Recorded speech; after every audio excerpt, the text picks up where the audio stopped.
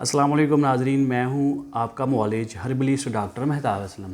नाज़रीन, आज हम छोटे बच्चों के लिए एक बहुत ही ज़बरदस्त किस्म का टोटका इलाज लेके हाज़िर हुए हैं। नाज़रीन, सर्दी के मौसम में बच्चों को नमूनिया, चेस्ट इन्फेक्शन, गला ख़राब, नज़ला ज़ुकाम और बुखार से महफूज रखने के लिए एक बहुत ही आला किस्म का टोटका लेके हाज़िर हुए हैं, जिसको इस्तेमाल करने से आपका बच्चा सर्दी के मौसम में सर्दी की अमराज से अलामात से बिल्कुल महफूज रहेगा, तंदुरुस्त रहेगा।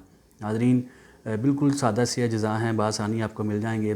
तो हम प्याज लें, प्याज के बीज 10 ग्राम लें और दालचीनी 10 ग्राम लें। दोनों को अच्छी तरह से बारीक इसको पीसें, इसका पाउडर बनाएं, सफ़ूफ तैयार करें और एक पाव शहद लें, खालिस शहद लें।